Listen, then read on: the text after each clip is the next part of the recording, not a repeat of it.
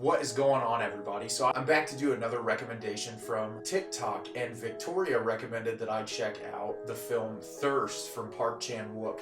And I've been a huge Park Chan-wook fan. I loved The Handmaiden, I loved Old Boy, and so I've been really excited for an excuse to check out his other films.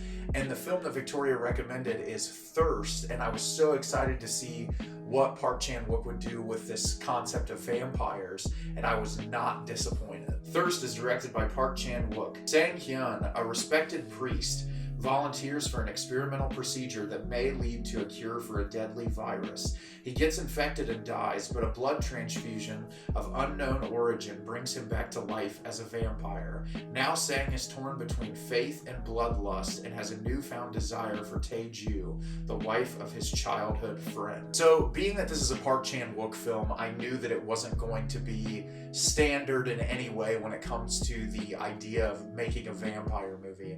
And this was about the furthest from a standard vampire film that you could ever watch. This almost at times felt more like a romantic comedy, and I say that in honestly the best way possible. This film juggles extremely dark subject matter with some really lighthearted and hilarious moments that I did not expect. So as the plot synopsis says, you have our lead character Sang, who he is a priest, and he's very timid, he's mild-mannered, and it seems like everyone that comes to the church or at the hospitals that he works at really seems to love him, and he constantly puts the church first. His dad is also involved at the church, and he seems to be forcing his servitude to the Lord and to the church based on his dad's expectations for him. And so he signs up for this experiment that they say is going to help cure this virus, and he goes and he does the experiment. He ends up breaking out in this horrible rash. He gets these like boils all over his face, and he ends up dying. Well, they put him on this table, they do a blood transfusion for him. He's laying there dead, all the doctors pronounce him dead, and he ends up waking up.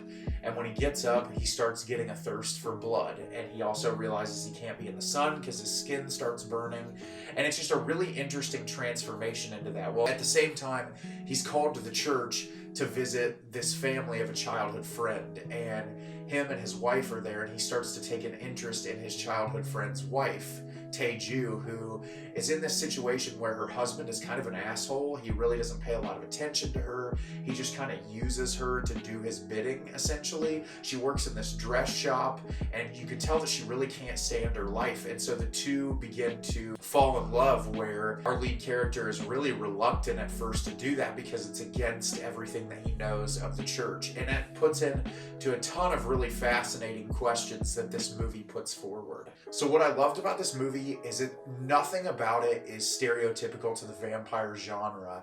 It's very much its own thing, where you get put into question, like this idea of this man who is really strong in his faith is put into this situation where he becomes a vampire, and he tells his dad at one point that he's like tempted by like sexual desire and all this other stuff, and it really puts forward an interesting question about this idea of faith in general and how he was really pressured into doing this from his dad. That's such a fascinating thing. I've said before multiple times in my videos that I was raised in a super conservative household. My dad was a minister, and so this movie put forward a really interesting perspective into that. And when he meets Tae-ju, she's much more of a sexual person. She's very much willing to put herself out there. And so when the two worlds collide, it opens up an entirely new world for our lead character, and he starts to realize that he cares so much more about this woman than he does the ministry.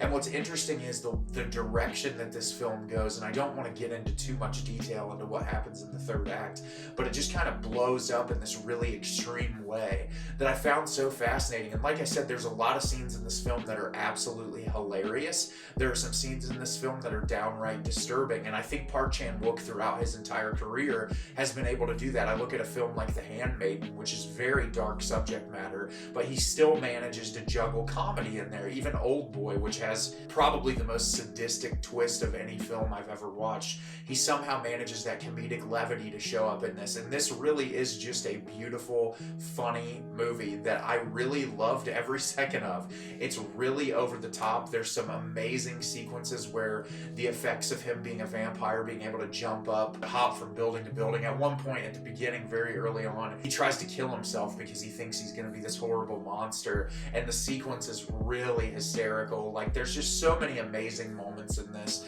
and it's one of my favorite films in recent memory that I've watched. I feel like I love Korean cinema. There's so many times that I've watched films from Korea that have just impressed me beyond anything. I feel like they just understand this idea of psychological horror and thrillers in a way that a lot of American filmmakers don't, and they balance the genre so well with all these other elements that don't normally exist in these type of films. So if you've never seen this movie and you're really into like vampire films, Thirst is one of the best vampire movies I've ever watched. So have you seen Thirst? Did you love it? Did you hate it? Leave me a comment down below and let me know what you thought. I thought this movie was brilliant. It's going to be in one of my top films of all time now, and Park Chan-wook is just an incredible director who consistently impresses me. As always, if you can like the video and subscribe to the channel, it helps me out a lot and lets me know the type of content you're looking for. I'm always putting out new material and look forward to getting more out for you in the near future. And as always, everyone, thank you so much for watching, and have a great rest of your day.